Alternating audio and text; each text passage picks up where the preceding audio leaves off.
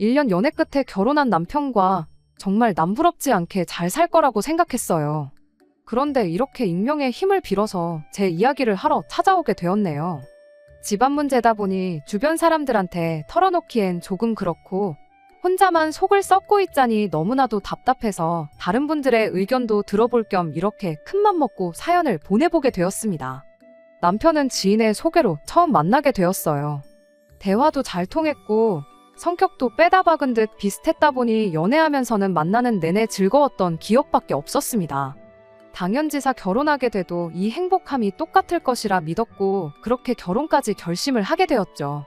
하지만 결혼 시작부터 남편과 사소한 것들부터 의견 차이가 생기기 시작했고 조금의 양보도 하기 싫어하던 남편과 연애할 때는 생각도 못한 다툼까지 하게 되었어요. 연애할 적에는 이런 일이 없었는데 왜 그런가 생각해봤더니 하루가 멀다 하고 하게 된 다툼의 원인이 우리 둘에게 있는 게 아니었고 늘 시댁이 연관되어 있다는 사실을 깨닫게 되었습니다. 시댁에 섭섭한 마음이 있기는 했어요. 결혼 전과 결혼 후 하는 말이 달랐거든요. 결혼 준비할 당시에 사소한 조건 하나하나 따져가며 결혼하는 건 옛날 방식이라 생각했고 부모님 도움 없이 저희들 힘으로만 결혼하기로 했었습니다. 당연히 저희들 힘만으로 결혼했으니 저희들 할 도리만 하면서 둘이서 행복하게 잘 살면 된다고 믿었고요.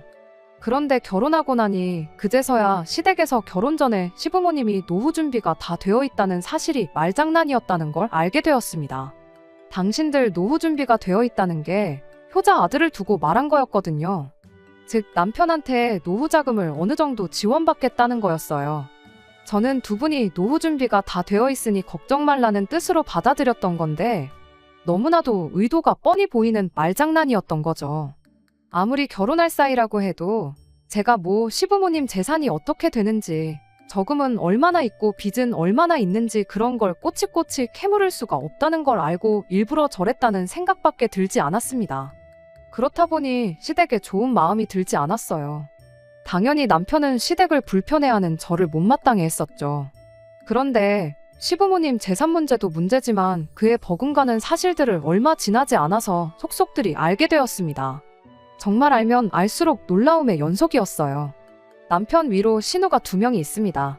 결혼하기 전에는 큰 신우는 결혼해서 잘 살고 있고 둘째 신우는 남편보다 연상이긴 하지만 아직 결혼을 안 해서 시부모님과 한 집에 같이 살고 있는 줄로만 알았거든요. 그런데 사실은 그게 아니었습니다. 저희 결혼하고 나서 2달이 채 되지 않아서 큰 신우의 이혼 소식을 듣게 되었습니다. 저희 결혼 준비할 때부터 결혼식 당일날까지 시매부는 코빼기도 보이지 않았는데 이미 그때부터 이혼 소송이 진행 중이었던 거예요.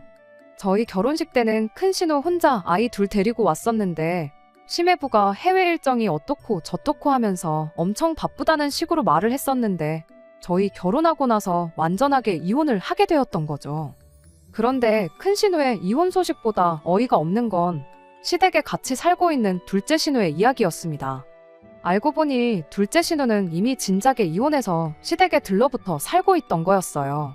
대체 어떤 결혼 생활을 했길래 온 가족이 이혼을 하게 된 건가 싶었지만 신우의 삶은 신우의 삶이고 저희들 삶은 저희들 삶이니 그게 우리의 결혼 생활에 문제가 되거나 그 어떤 영향을 줄 거라고는 생각조차 하지 않았습니다. 저희 부모님이 노후 대책으로 계속 전세를 놓던 집이 있었는데 거기다가 신혼살림을 차리게 되었어요. 남편이 모아놓은 돈으로 리모델링을 하고 혼수를 채웠고요. 이걸 가지고 시댁에서는 제가 결혼할 때 몸만 왔다는 식으로 표현을 했습니다. 제가 모아놓은 돈은 전세금 명목으로 저희 부모님이 가지고 계시고요. 집을 저에게 완전히 증여해준 게 아니긴 하지만 나중에 저희가 저희 집을 구해서 나간다면 돌려받을 돈이나 마찬가지인데 제 돈이 타인이 아니라 가족의 손으로 들어갔으니 엄밀히 따지면 저는 땡전 한 푼 안 들이고 결혼한 거라는 말도 안 되는 논리를 펼쳤죠. 어떻게 생각하든 그거야 시댁 자유였지만 저런 이야기를 꺼내오는 데는 다 이유가 있었습니다. 신혼생활 시작하고 3달이 채 안 돼서 시댁 식구들이 저희 신혼집으로 날이면 날마다 놀러오기 시작했거든요.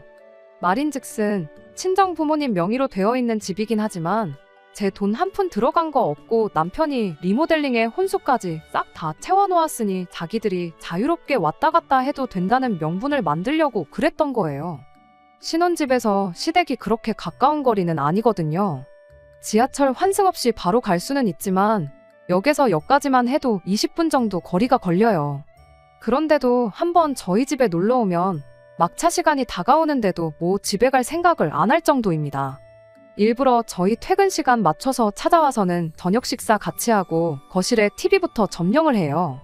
저는 잘 보지도 않는 TV였는데 혼수할 당시에 남편이 TV만큼은 최고 좋은 걸로 맞춰야 한다고 우겨댔던 게 괜히 그런 게 아니란 생각까지 들 정도였습니다. 아무튼 밤 12시가 다 돼가는데도 저희 집에서 나갈 생각이 없는 시댁 식구들한테 제가 딱히 할 수 있는 게 없었습니다.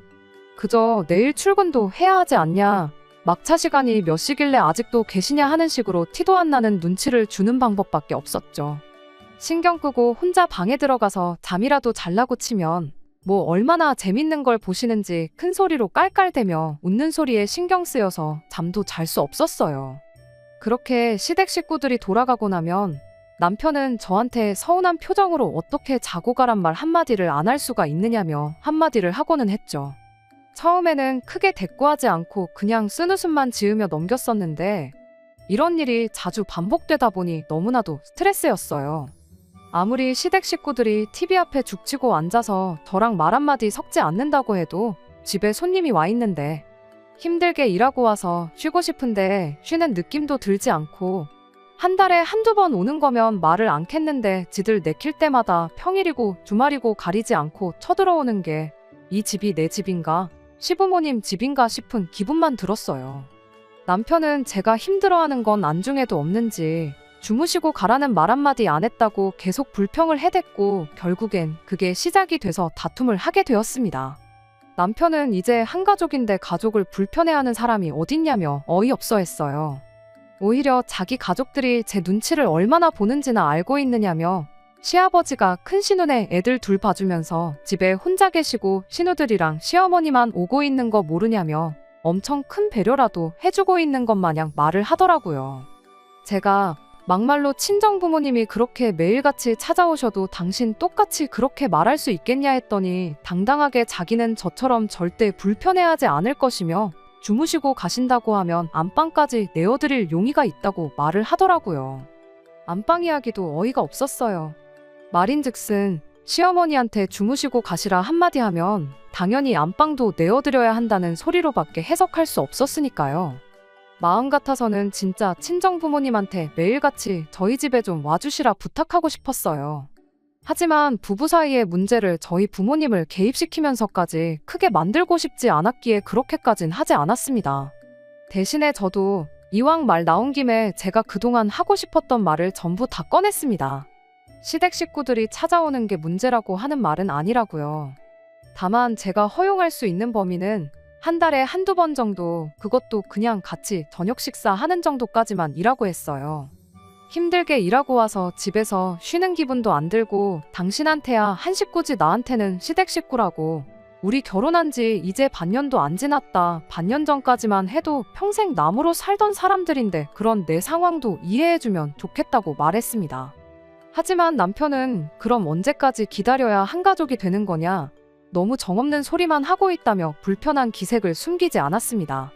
그래도 시댁에 이러한 상황을 전하기는 했는지 그날로부터 일주일 내내 시댁 식구들이 찾아오는 일은 없었어요. 하지만 서로 냉전 상태인 건 여전했죠. 서로 아무 일도 없는 척 대화도 나누고 평소처럼 생활하기는 했지만 저는 저대로, 남편은 남편대로 서로가 서로에게 불만이 가득한 상황이었어요. 하지만 시댁 식구들 찾아오는 거 하나 없어졌을 뿐인데 제 컨디션은 더할 나위 없이 좋았습니다. 남편과의 악감정도 언젠간 풀리겠거니 하고 그날만 기다리고 있었어요. 그런데 며칠이 지나서 남편이 저한테 웬일로 먼저 말을 걸어오더라고요. 하지만 전혀 좋은 이야기는 아니었습니다.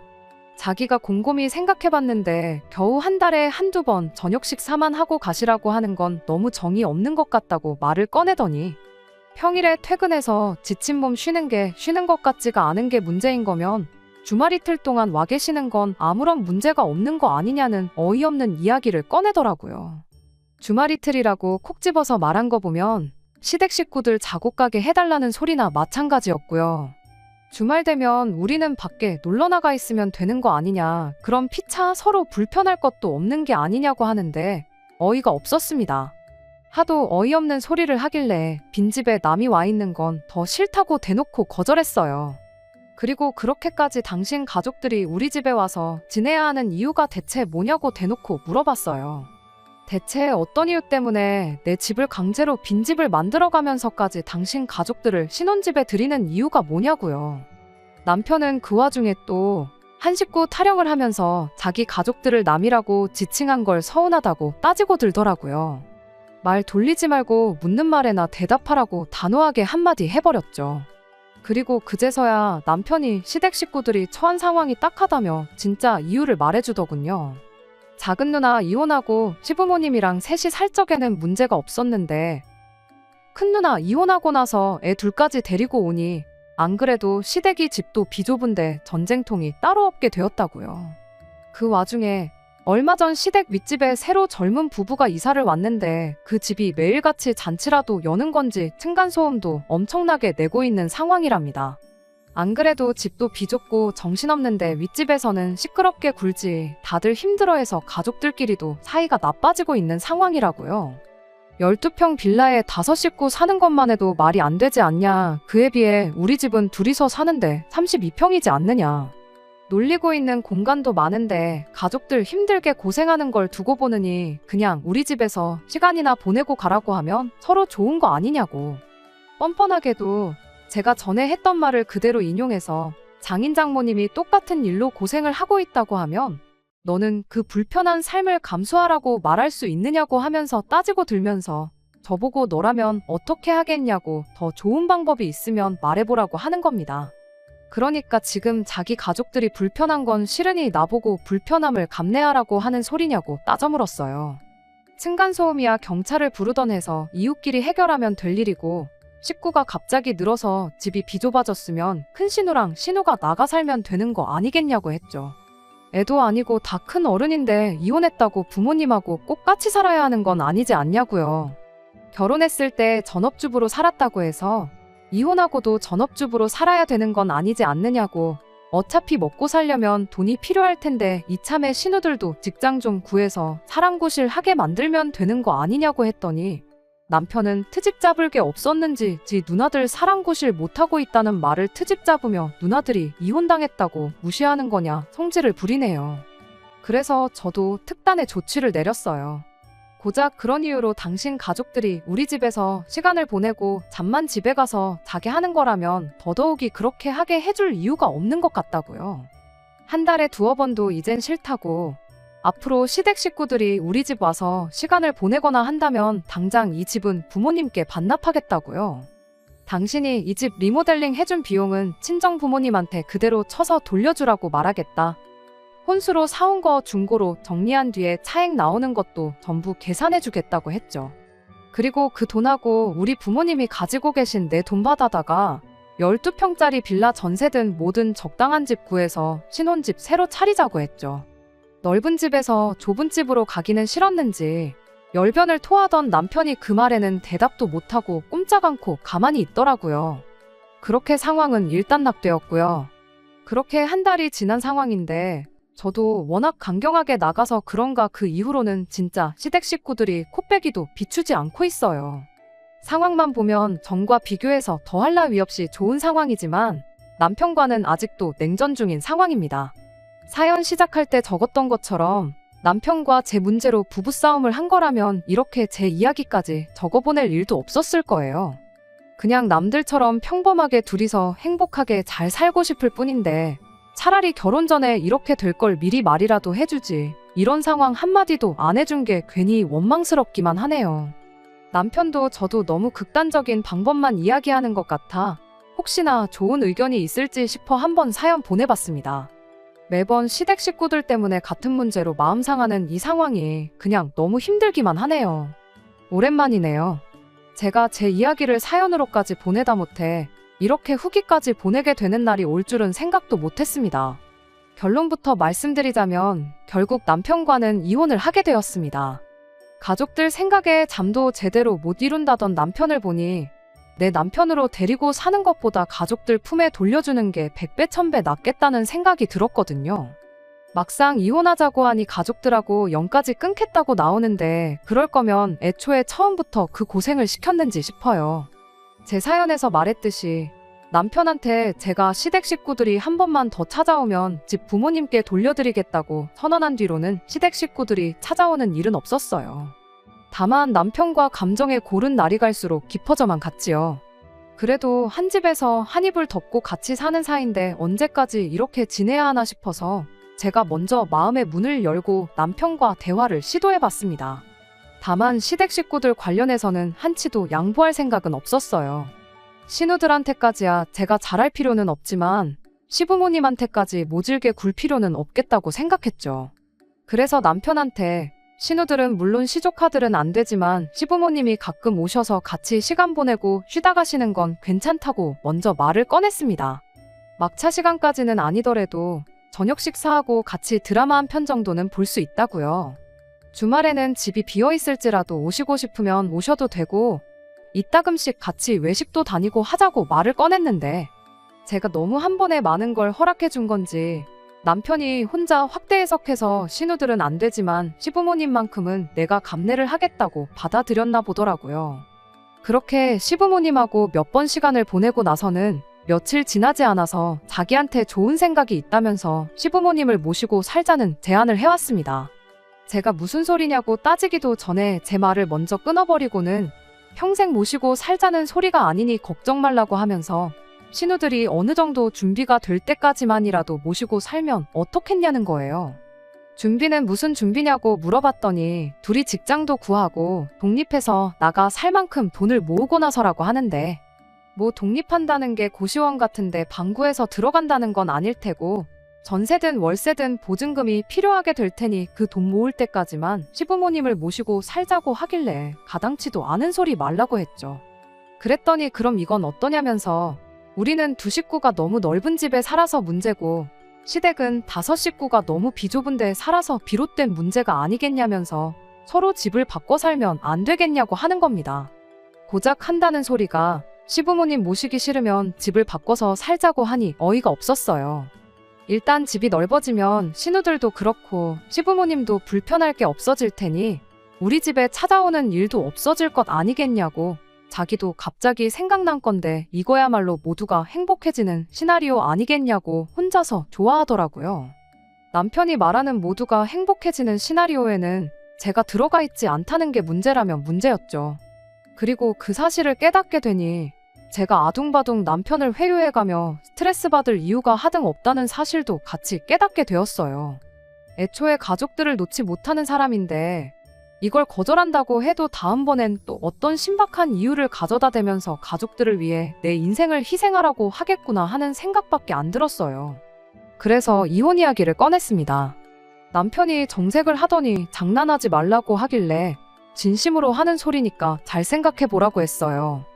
나는 당신 가족들을 위해 내 삶을 희생할 생각이 추호도 없는데 당신은 며느리라면 당연히 이 정도 희생은 감수하는 거라 생각하고 있지 않냐고. 그럴 바에 빨리 헤어지고 각자 제 갈 길 가는 것보다 좋은 방법이 없겠다고 한마디 했습니다. 당장 그날에는 남편이 너가 그런 사람인 줄 몰랐다며 실망이라고 오히려 화를 내왔어요. 시간이 지나면 이혼하자는 말을 제가 철회라도 할 줄 알았나 봐요. 저는 시간이 나는 대로 곧장 서류부터 준비해왔어요. 서류를 건네주니 남편이 그제서야 제가 진심인 걸 눈치챈 건지 곰곰이 생각해보니 자기가 잘못했던 것 같다며 시댁 식구들 앞으로 절대 신경 쓰지 않고 살 테니 이혼만큼은 하지 말자고 비굴하게 나오더라고요. 나중에 가서는 아예 시댁 식구들을 안 보고 살겠다는 소리를 하더라고요.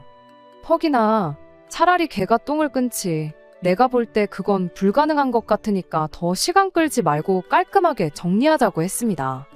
둘만 잘 살면 된다고 시작한 결혼 생활이었는데 애초에 처음부터 남편은 가족들에 대한 일도 속이고 저까지 자기 가족들을 챙기게 만들려고 결혼했던 건가 싶어요. 가능하다면 사기죄로 남편을 고소하고 싶었지만 상담해보니 의도만 가지고는 처벌이 안 된다고 하더라고요.